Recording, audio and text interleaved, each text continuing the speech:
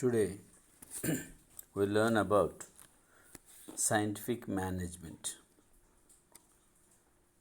What is management we already learned, but today we add some advanced feature like scientific management.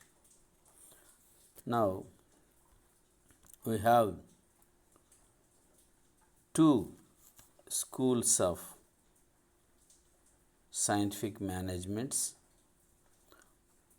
The two main scientists belong to this scientific management are, first one, Frederick Winslow Taylor, F.W. Taylor, called as father of scientific management, and his philosophy or his principles of scientific management are called Taylorism.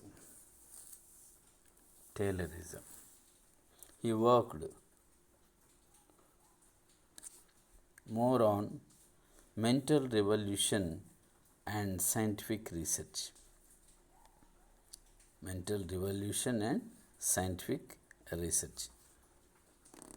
He thought that most of the activities which were evaluated in the olden methods were revamped and used scientific methods to assess the results of the work. As a scientific research process, scientists studied that time study, motion study, fatigue study, work planning and allotting, selection of employees, their training, their compensation. Such aspects are given more importance in scientific research. First one, time study. What is the time taken to complete a work? It should be studied scientifically.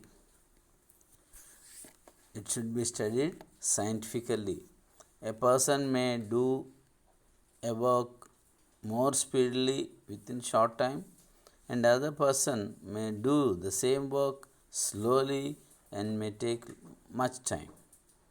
But average person, what is the time taken to complete the work is coming under time study. Every work should be scientifically studied. And fix the time to complete the work. Second scientific principle, motion study. What is motion study? How many movements? What are the different movements needed to complete the work?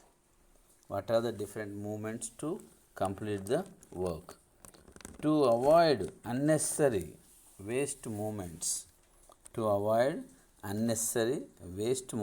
in each work is the main objective of motion study.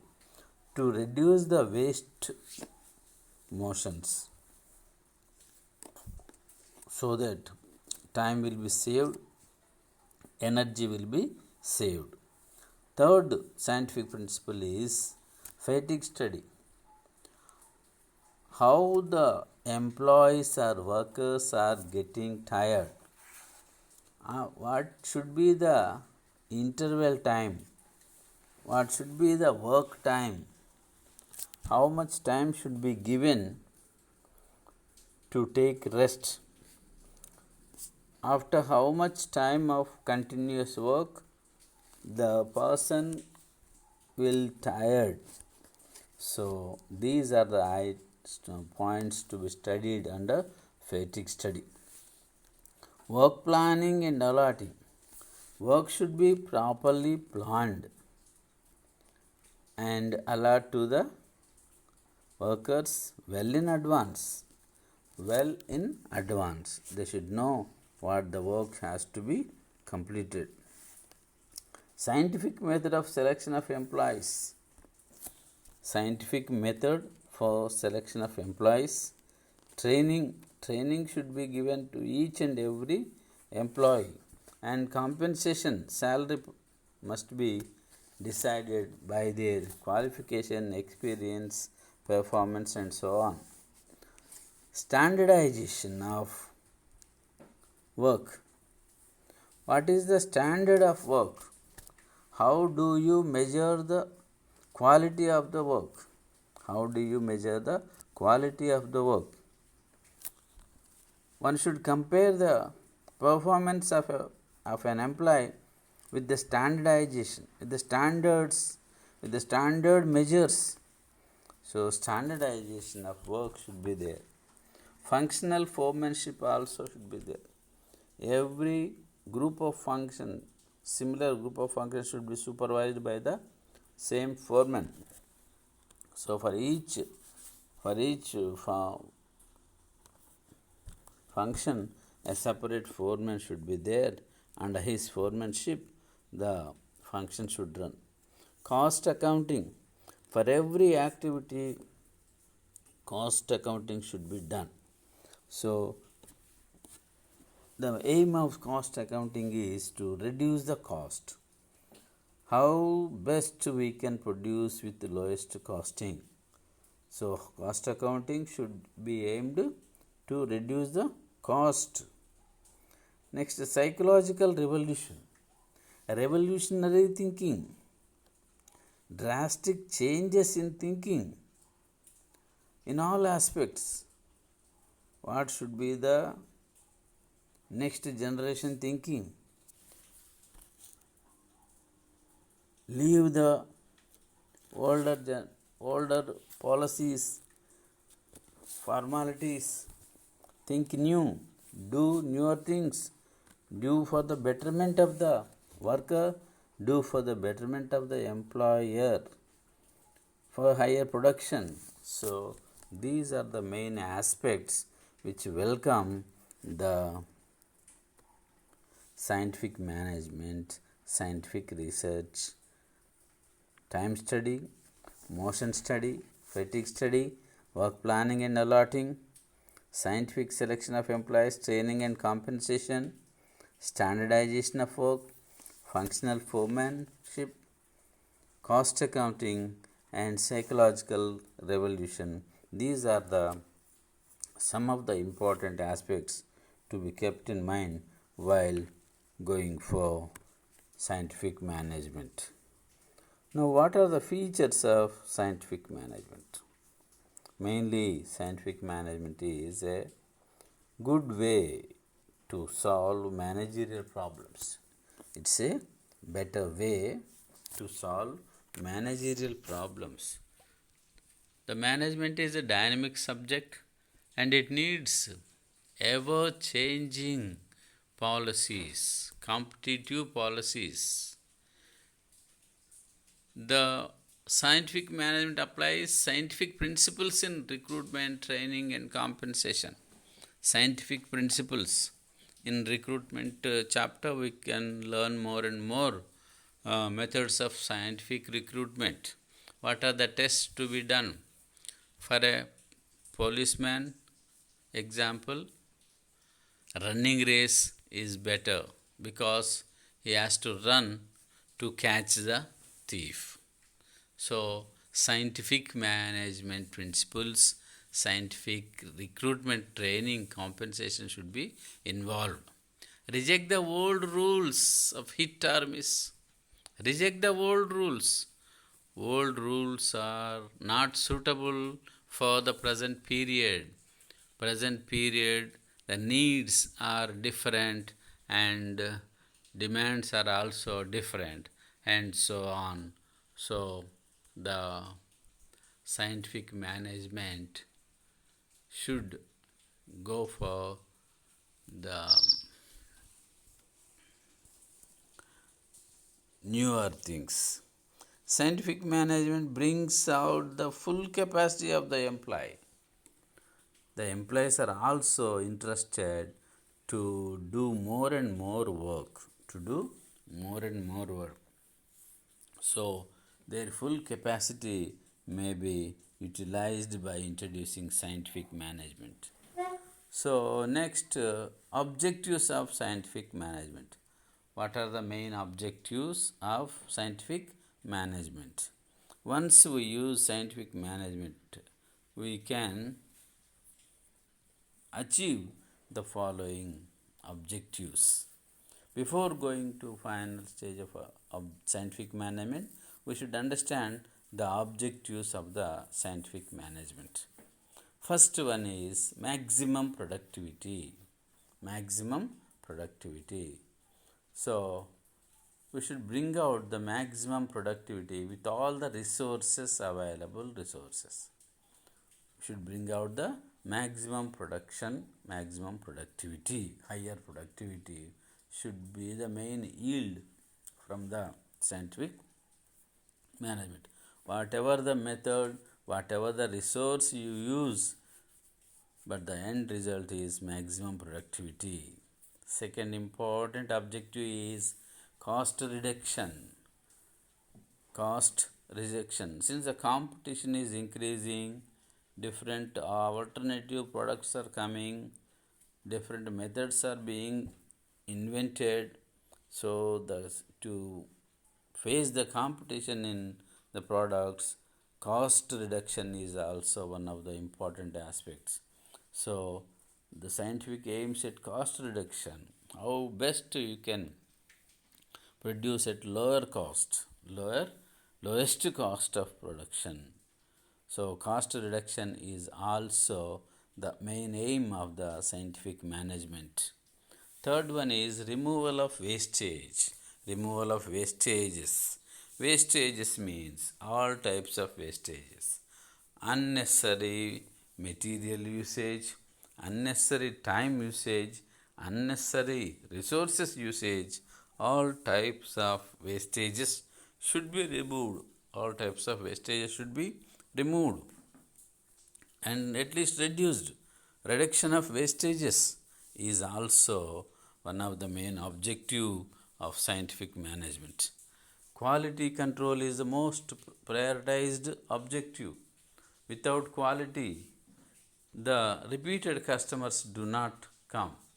First, one may buy, and if quality is not satisfied, they do not come again. So, cost reduction doesn't mean quality reduction. Quality control should be maintained. Higher quality products, good quality products attract customers more and more repeatedly. Right person in right place, right thing in right place. Right person in right place. Correct person should be appointed for the appropriate job and everything in its right place, so that waste movements can be reduced, waste things can be removed, and the main objective of scientific management should be achieved. Incentivized salary, incentivized payment. A better performing employee should be paid incentives in addition to salary, something to be paid in addition to the salary.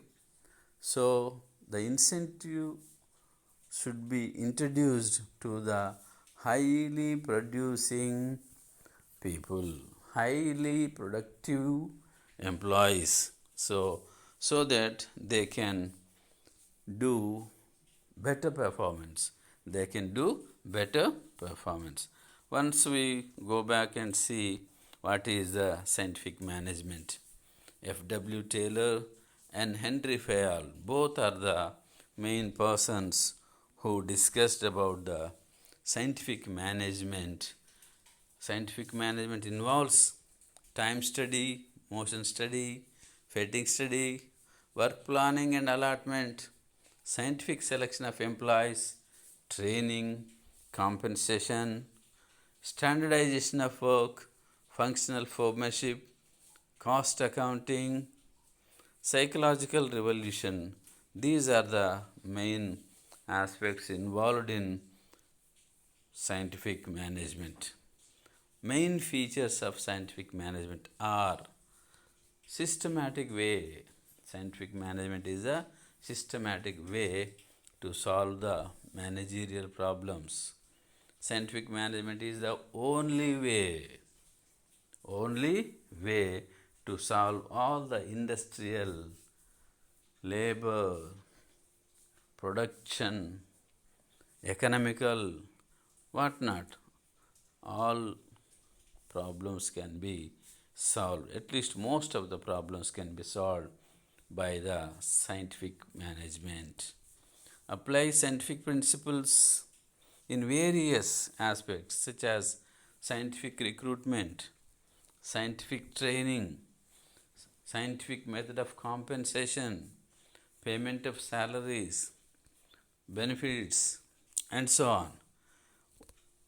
Removing the old rules and adopting the suitable rules.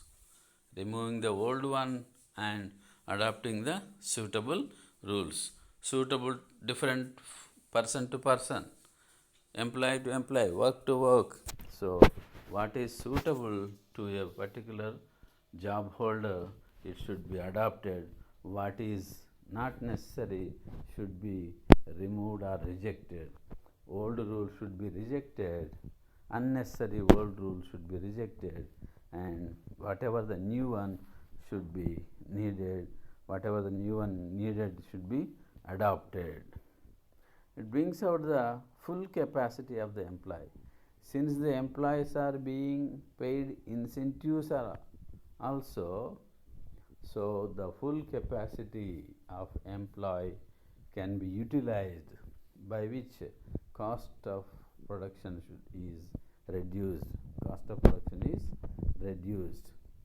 The main objectives of scientific management are maximum productivity. Maximum productivity.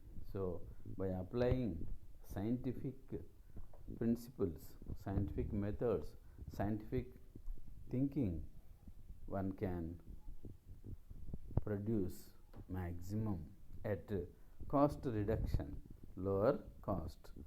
Cost reduction can be different ways. Removal of wastages, unnecessary wastage removing, quality control. One has to maintain a good quality products. Right person in right place, right thing in right place. Choosing the right person for a particular apt job. Buying the right thing for the right work. Incentivized salaries, already explained well how to pay the payment of better thing. So these are the items involved in scientific management. With this I conclude. Thank you one and all.